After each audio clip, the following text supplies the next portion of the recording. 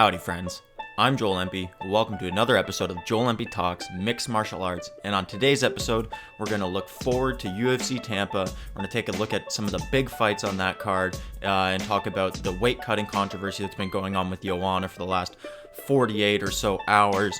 We're going to take a look at the current landscape of the middleweight division. We did that a little bit last week, but after the clarity that we got from this past weekend's main event, we can correctly, I feel like, project the middleweight division even a little bit better than we did last week. And of course, we're going to have to start today's episode by talking about the new biggest star in the sport of mixed martial arts, Izzy Adesanya. Now, when I say that Izzy Adesanya is the biggest star in mixed martial arts, some of you might push back a little bit and want to cite Conor McGregor as the biggest star in the sport. And I definitely agree that if Conor comes back and fights, his fight is going to be bigger than any fight you could do with Adesanya. But the fact is that Adesanya is ridiculously active. He has risen to the top of the UFC from being outside the UFC in less than 2 years, and he appears that he wants to continue that streak of fighting. You know, when Conor won his belt and won his second belt, then the frequency of competition dwindled so much. He became such a big star that he sort of outgrew the UFC. Adesanya is still on the path to outgrowing the UFC, so this next fight that he has coming up against Paulo Costa, that is 100% the fight to make. It's way too early for a Jon Jones fight, in my opinion. Izzy just gives up way too much size, and the grappling differential, it's just too much for him. You know, maybe in a year or two, if Izzy continues to put on these dominant performances and Jon Jones remains undefeated, then maybe we could talk about that fight.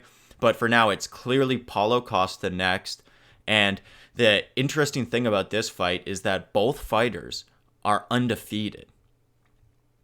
I went back and did some research just to see if there's how many instances there are in the UFC of an undefeated champion taking on an undefeated challenger. And this is a super, super rare thing to happen. From what I could gather from my research was that it's only happened 2 times. One time was Ronda Rousey versus Holly Holm. And obviously, the women's division is so much younger in the sport of mixed martial arts than like the men's divisions are. So it makes sense that there would be, a women's undefeated versus undefeated title fight. And then there's one male undefeated versus undefeated title fight that I could find at least, and that was Rashad Evans versus Lyoto Machida. Now, Evans had a draw on his record, but neither guy had a loss in their career. So this is only the 3rd time. If you can find another instance of that, please comment below and let me know. But I went back and did my research through all the championship bouts in UFC history, and those are the only 2 that I noticed where it was undefeated champion versus undefeated challenger. So that is just an incredible storyline. After Adesanya coming off of just this transformative star-making performance, in front of the largest crowd in UFC history on his side of the world. And he just dominates and shines in every single possible moment, from the walkout entrance where he does a choreographed dance with 3 of his best friends from growing up, to, the actual fight performance itself, which was just a virtuosic performance. And then, in the post-fight, he just understands his environment so much. He calls out his next fight to Paulo Costa while he's, thanking his family and giving them love. Like, he just navigates every single scenario so masterfully. Like, he's just such a joy to watch. He maximizes every single moment. And then he's taking on Paulo Costa, who is just the perfect foil at this moment, being another undefeated fighter who there's such a juxtaposition visually when you look at Costa, and he just has preposterous muscles. Like, he's just big and jacked. Him versus Yoel Romero, he actually made Yoel Romero look kind of small. Just it's mind-boggling how jacked Costa is. And then Adesanya being, long and skinny, it's going to create a nice visual juxtaposition. And then they're both undefeated. Adesanya is coming off a star-making performance.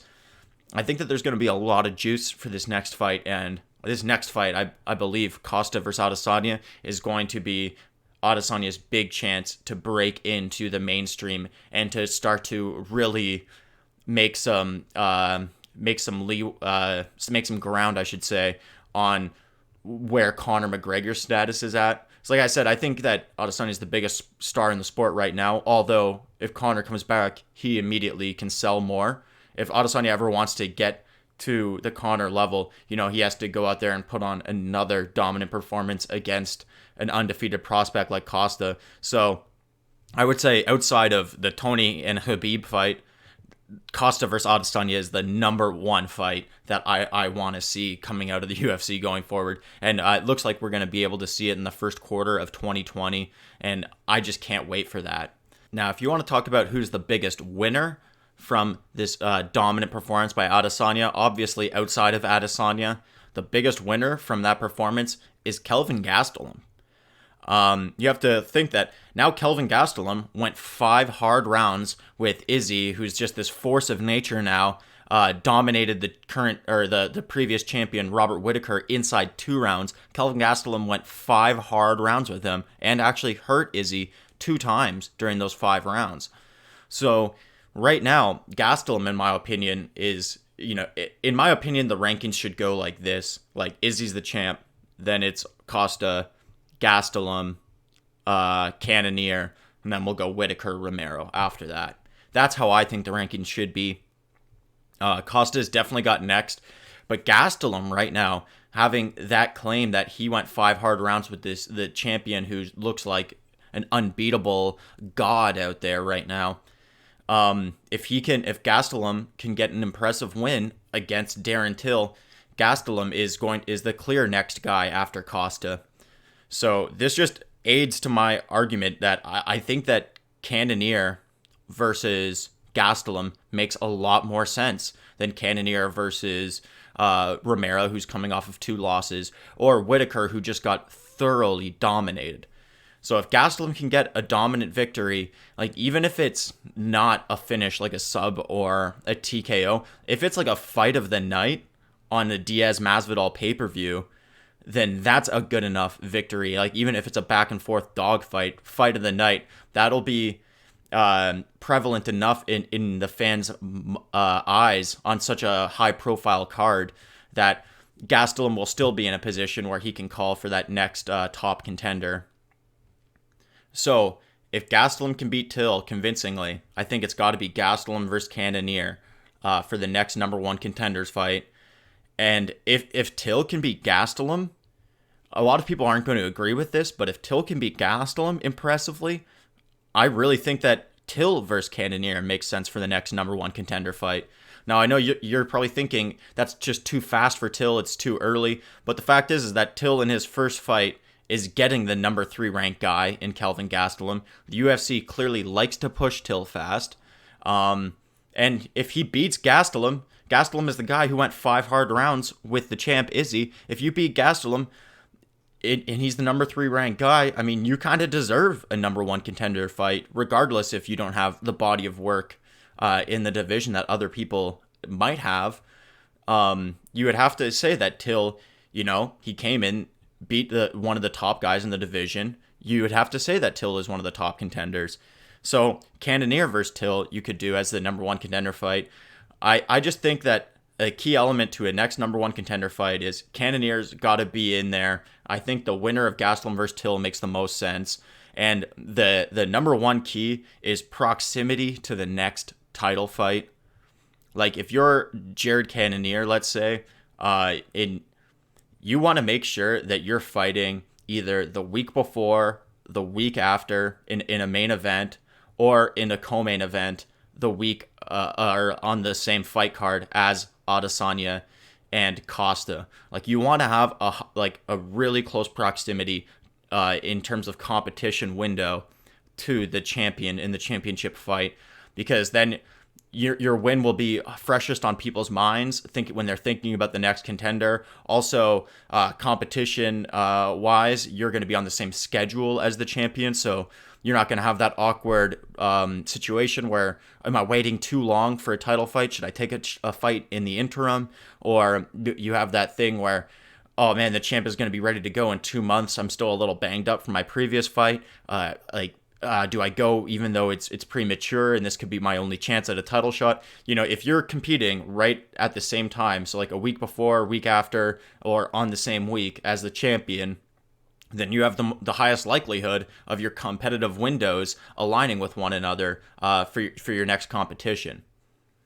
So, in saying all this, then you might be thinking that I think Whitaker and Romero should fight a third time. I don't think so. I think that Whitaker, should. I think Romero should fight like Hermansson. Give Hermansson another chance to re-engage into that top 5 type of a conversation, because he was right there. And you're giving guys who are coming off of losses a fight against one another. And Romero is coming off of 2 consecutive losses to the very tip of the spear elite people in the middleweight division.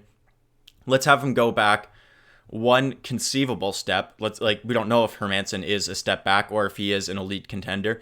So let's have him go back like one perceived step, I should say, and fight Hermansson. And if you can beat Hermansson, then Romero, okay, you're still one of the very elite. Now you're, maybe at one fight away from a title. But then if you lose, Romero's dwindling back, and Hermansson is the real deal. He just had, an off fight against Cannonier. So anyways, the middleweight division is so exciting right now. I just can't wait to see how this whole thing shakes out. Like I said, once again, Adesanya and Costa, that is my second most excited. I said that fucked up. It's the second most excited I am for a fight coming up, with Tony and Khabib being the only fight I'm more excited for. And I'm just so high on Jared Cannonier. I want to see him get that next that at least opportunity at a number 1 contender. And I'm really thinking that Gastelum is going to be the guy for that spot. All right, now looking forward to UFC Tampa, the fight that I am most looking forward to on this card, that's just flying the most under the radar. It's getting no publicity because, the Melbourne card, there's a bit of a hangover after a big pay-per-view, where the card afterward never gets the kind of publicity that it should. And the fact that it's on the undercard, it's the main event of the undercard on this ESPN card. So it's James Vick making his UFC welterweight debut against Nico the Hybrid Price. Now, if you know about either of these guys, this is going to be a high-action, very exciting fight. Nico Price is perhaps the wildest fighter in the UFC. I know I say that about a few different guys, but he's in the conversation with these guys like Cowboy Oliveira or Cowboy Cerrone or Mike Perry, or he is one of those guys that's just a lunatic in there, and you love to see it. He's a wild fighter.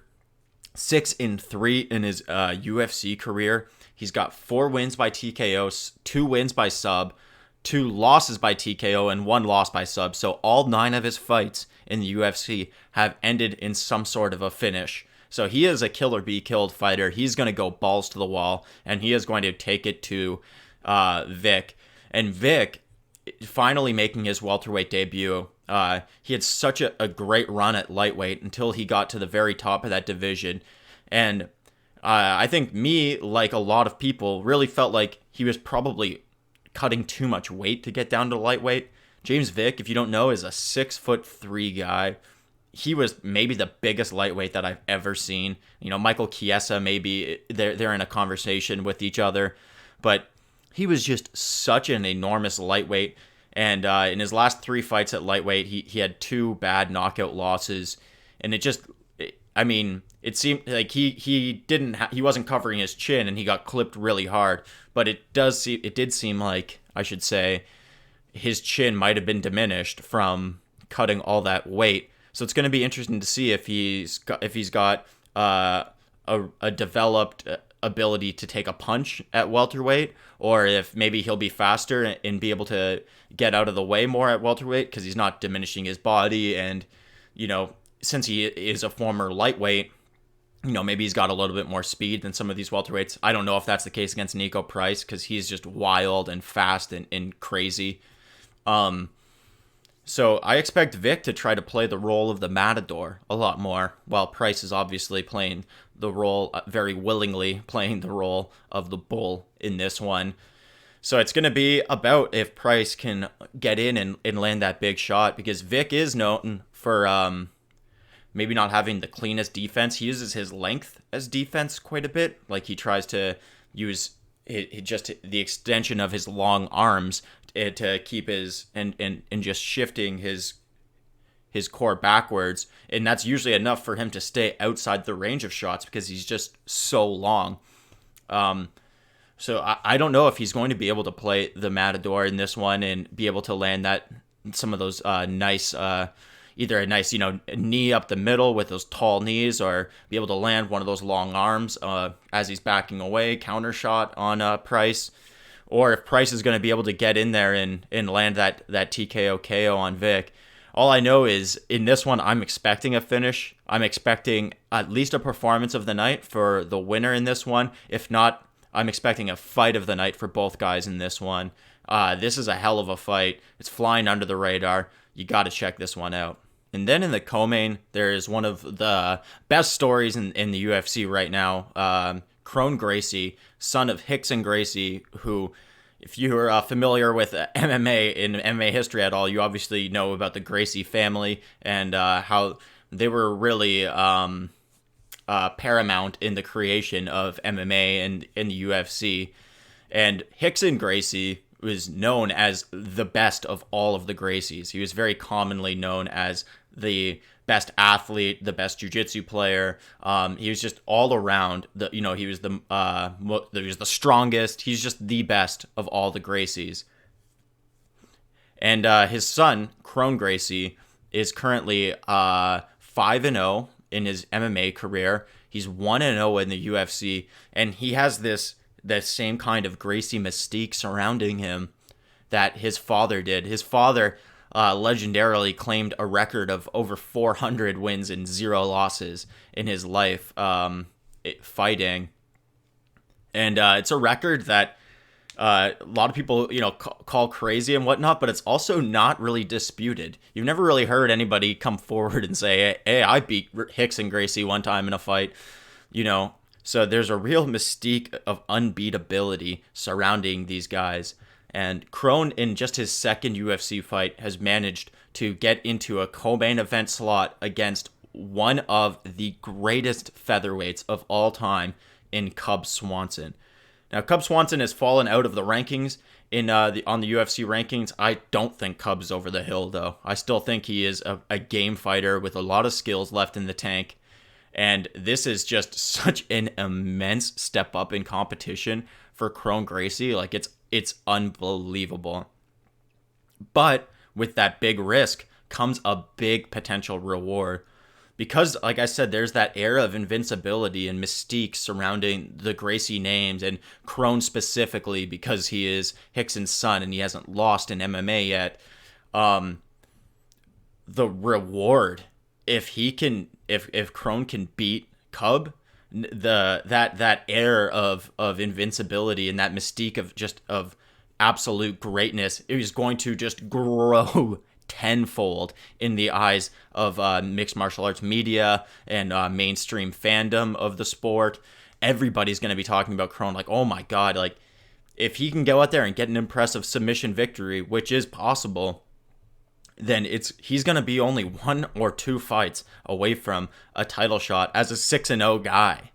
He's going to be so in 6-0 guy, 2-0 in the UFC, and Cub isn't even ranked, and he'll have, if he can beat Cub and have that accolades of 6-0, 2-0 in the UFC, sub victory over Cub, it is going to be off to the races so fast. We are going to go from 0 to 100 like that. There is so much reward on the line if you're Kron Gracie. Like, if you're Kron, you could win this fight, go and fight J.E.T at one time, and boom, you're in a title fight. Like, it could be that fast for Kron. And you have to imagine, Cub Swanson, he took on Brian Ortega fairly recently, like in terms of his competitive history. I believe it was just 2 fights ago for Cub, maybe 3. Anyways, it was pretty recently competitively for Cub, and in that fight, Ortega basically submitted Cub twice because he had the submission on at the end of the first round, and Cub was literally saved by the bell. And then in the second round, Ortega just jumped on and snapped on another guillotine real quick and choked Cub out instantaneously. Now, I'm not an expert of jiu-jitsu. I know Brian Ortega's jiu-jitsu is extremely high level, like some of the highest level in the UFC. But I imagine that Kron's jiu-jitsu is a little bit better. Like, I don't follow jiu-jitsu competition that closely, but you just know that Kron has absolute legendary jiu-jitsu, and obviously Ortega has extremely high level, pretty legendary jiu-jitsu himself. But I think and I assume that Kron's is a little bit better. And obviously MMA math isn't 1-to-1, and Ortega had a lot of other skills that allowed him to utilize his submission skills and whatnot. But I'm just trying to make the point generally that Cub is susceptible to being submitted by a high-level submission expert, and Kron is just that. And so if Kron Gracie can go out here and get that big victory, I'm telling you, it's going to go from 0, like hardly anybody is talking about him, only like the hardcore MMA fans really know about him and stuff, to 100. He is going to be 2 fights at most away from a title shot. At most 2 fights, and maybe just 1 because of the mystique and the name and everything. The UFC, if he gets an impressive win here, it might just be boom, off to the races. Here's a beat for a number 1 contender. Boom, there's the next contender. I am so excited for this. We're gonna have to see how this one plays out, and if Kron does win, then next week we're going to be talking about Kron Gracie a lot and what the possible range of outcomes and permutations in the featherweight division are going to look like with Kron as a winner this weekend. Now let's talk about the main event. So I was actually going to record this episode yesterday, but with all the controversy around the main event with Joanna's weight cut potential issues and everything, I didn't want to record the episode, talk about the main event, and then find out that the fight was canceled or it was, changed to a catch weight fight between Joanna and someone else, or, some crazy permutation. But I've waited as long as I can, so, excuse me, I'm going to just break it down now. Let's talk about the weight cut controversy first, actually, a little bit. If Joanna can't make the weight, I totally appreciate and respect Michelle Waterson's decision to not take the fight. I think that's absolutely the right idea. Michelle Waterson she is an extremely undersized strawweight first. Let's talk about that. She really is an atom weight fighter. She should be fighting at 105 pounds, but for some reason the UFC won't make 105 pounds, even though it would be a much more interesting, competitive, and dynamic division than their 145-pound female division, which is not a division at all. It's just literally was a division that they made for Cyborg. They brought in a small handful of blown-up 135ers, had them fight Cyborg. Amanda Nunes beat Cyborg. Now there's no other contenders for, like Megan Anderson maybe, who just had a win in Melbourne, but the women's featherweight division is a total joke, whereas the atomweight division would actually be competitive and interesting, and there's a lot of girls like Michelle Waterson that are, names and faces of the 115-pound division that could make the cut down to 105.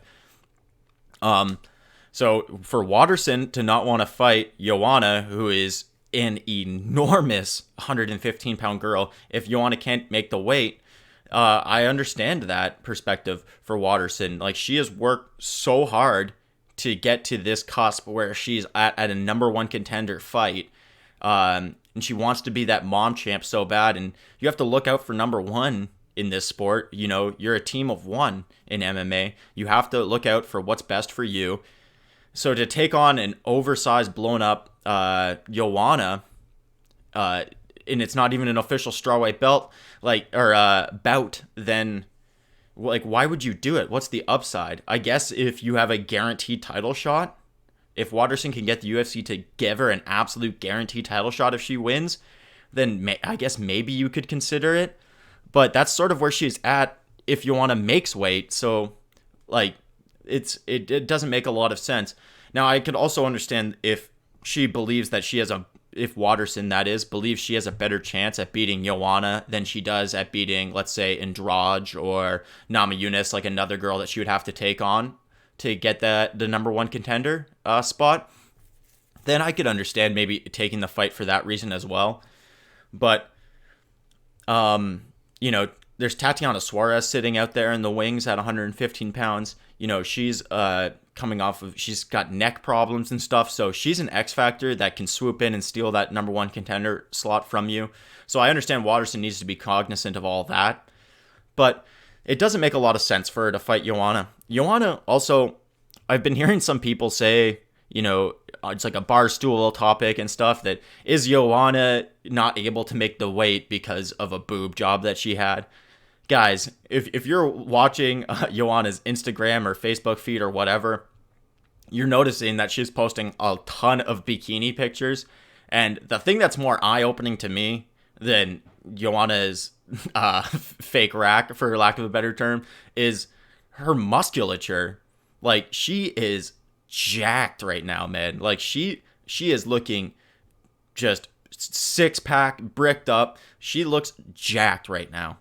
Like, that's the bigger concern for me. Like, I've been seeing her bikini pictures she's been posting like crazy, and every single one of them, she just has like a six-pack. She's insanely lean and jacked.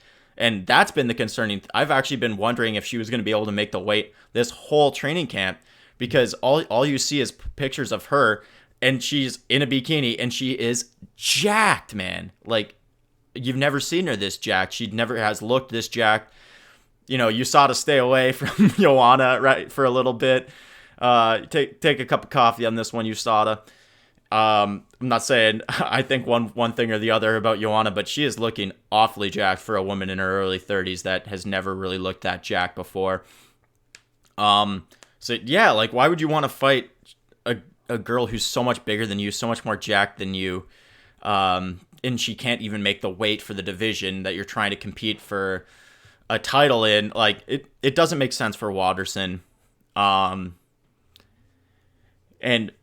I appreciate that she's looking up for number one and wouldn't take the fight if Joanna can't make the weight. But let's break down the fight a little bit, because it does look like Joanna claims she's going to be able to make the weight limit. It's looking like it's trending in that direction, that she's going to make the 116 and this fight is going to go forward. So what's that fight going to look like if it does go down? Now, unfortunately, I just don't see. I want to start by saying, actually, I really like both of these girls. I'm a huge fan of both these girls. So no matter who wins, I'm going to be happy. I'm happy to see either of these girls take on Zhang Weili. Waterson's a bit of a better story.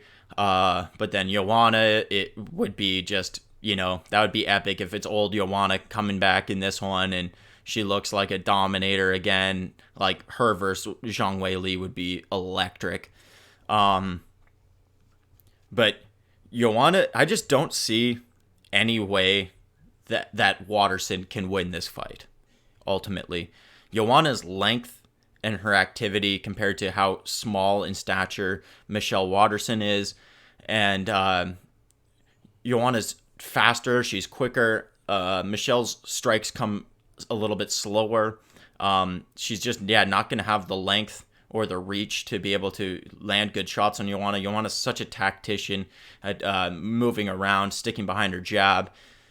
And then even if Waterson can close the distance to be able to grapple with her, where is the one spot on paper where she might have an advantage, I still just think that Joanna's takedown defense is otherworldly. I think that you have to be, Tatiana Suarez. You have to be the most elite of the grapplers at 115 pounds in order to take down Joanna. And I just don't think Michelle Waterson has that level of takedown offense in her game, particularly the size disadvantage. Joanna's takedown defense is just so outstanding. Like that fight against Claudia Gadelha, that their second fight, like Joanna's takedown defense is next level.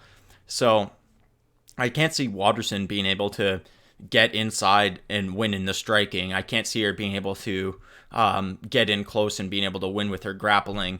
I just don't see any path to victory for Waterson in this one, unfortunately. I see all the paths to victory for Joanna. So that's another reason why I can understand if you're Waterson, don't take this fight if Joanna is overweight. You know, take a fight at MSG against Andrade or Namajunas and get your number one contender shot that way. But either way, I am looking forward to this main event. I'm looking forward to this fight night in general. There's a lot of good fights on the card.